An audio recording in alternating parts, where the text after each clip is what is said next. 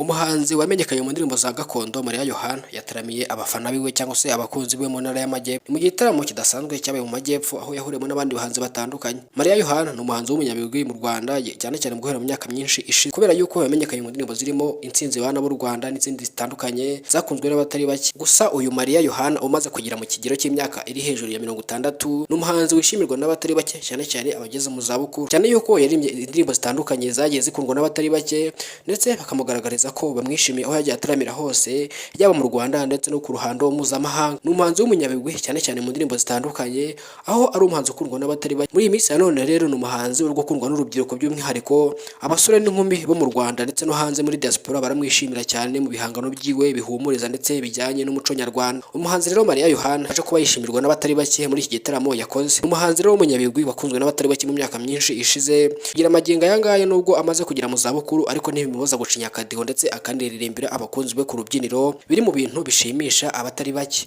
Mariya Yohana rero ni umuhanzi w'umunyabigwi cyane cyane mu ndirimbo za gakondo, kubera yuko ari umuhanzi umaze imyaka myinshi abikora. Yamenyekanye mu ndirimbo zitandukanye zakunzwe n'abatari bake, cyane cyane mu ndirimbo zijyanye na leta cyangwa se n'umuco nyarwanda. Mariya Yohana rero agomeje kwigaragariza abatari bake, cyane yuko umuziki muri iki gihe cya none wageze ku rwego mpuzamahanga, aho ibihangano byoroha ko bigera kuri buri wese aho aherereye hose mu gace akariko kose ko ku isi. Rero biri mu bintu bituma umuziki muri iki gihe uri gukorwa ukagera ku bantu benshi kandi icyarimwe, kubera yuko bimwe mu bintu bitiza umurindi cyangwa se byaje bikaba igisubizo ni abantu bakoresha imbuga nkoranyambaga, kubera yuko imbuga nkoranyambaga zihirwa ikintu mu masegonda make kikaba kigeza ku bantu ibihumbi n'ibihumbi. Mariya Yohana rero ugomeje kwishimirwa n'abatari bake mu bijyanye n'ibihangano akora.